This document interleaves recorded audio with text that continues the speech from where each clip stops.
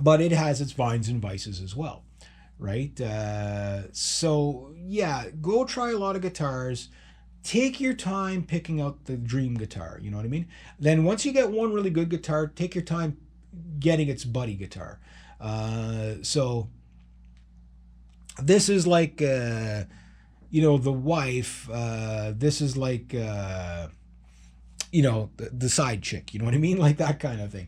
Not that I'm promoting that, but you get the idea. Like what you would you know what you would use.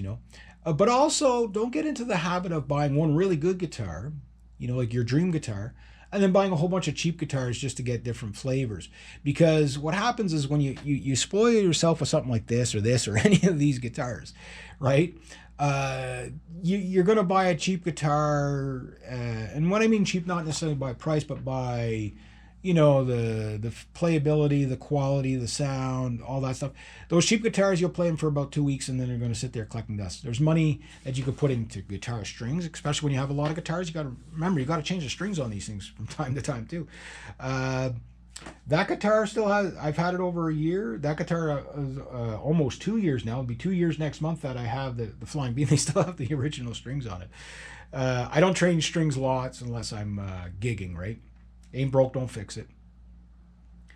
Um, but I'd like to wrap this video up because I know what's going on. The parts are going on, but I like doing these long discussions. Not everybody likes that, but when you get into it, the idea is the concept is to think about what you're buying, and do you really need it? Because like I had in 2020, something happened in the world. 2019, I decided to change my playing style, and it's really hard to do.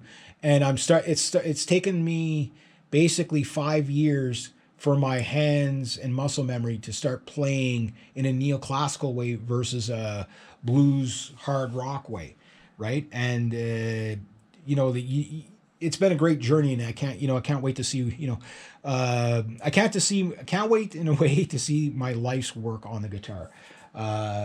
It's going to, that's why I love guitar, because it just never gets boring. You know what I mean? But I'll just kind of finish up because I know I'm going on really long on this series, but that when you get to a point where you just buy guitars for the sake of buying guitars, it'll actually bring you down a bit. Where if you're really into why you've bought this guitar over that guitar, like sometimes you're doing it just for the aesthetics. Let's be honest. Like the other two new Mark Holcomb guitars, I want them because they're blue, not because I need two more Mark Holcomb guitars. But then the 7 string, I do want a second 7 string, and I really love those guitars the way they play with the flat fretboards, the 20-inch radius fretboards or whatever. Uh, so there's that, right?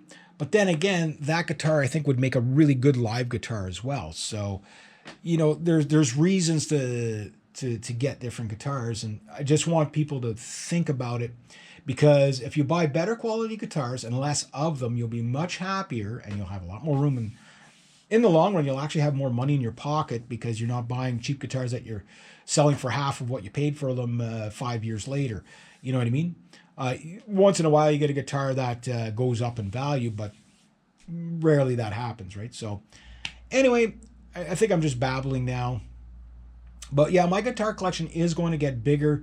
But in 2020, when I started buying other guitars, I compare all the specs, and I'm like, okay, yeah, that's kind of what I'm looking for.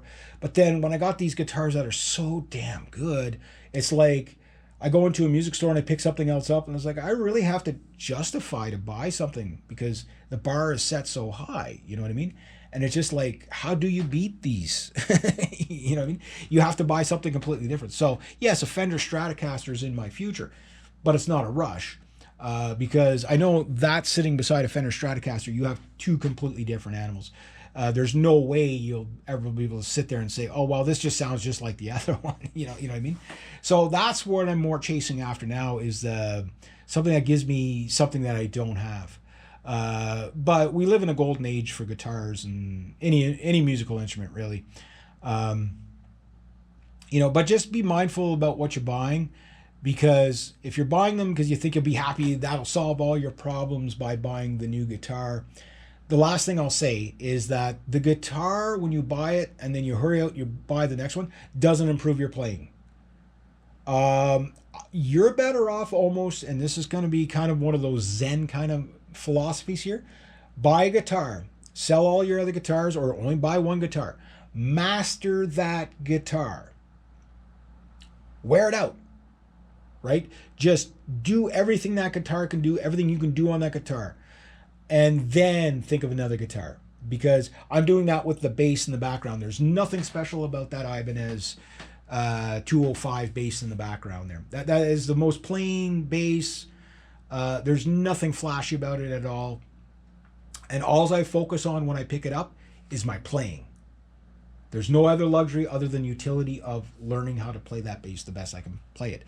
The drums, okay, you know, I'm not saying there's not going to be another bass in the future, but my next bass is going to be extremely extravagant, and probably I might have 2 extravagant basses to 4 extravagant basses in my lifetime. That's it. Why? Because I don't want to have 10 basses sitting there, tripping over 10 basses, 3 drum kits, 92 guitars. Like, you know, come on, you know what I mean? Like, buy something that, like, if buy the best, what will serve you the best for, you know, so that you don't have to keep buying more and more. So unless you're getting something different, you know, for me, like I say, right now it's hard to justify other guitars unless they're going to give me something extremely that I don't have, right? And I might even flog a few in the future, whatever, and just keep the cream of the crop, which when they're all cream of the crop, like, yeah. Anyway, I can go on forever on this. So anyway, I'm gonna next video I'm gonna talk about. I'll try to make it shorter, but buying more guitars won't make you a better player. Anyway, here we go.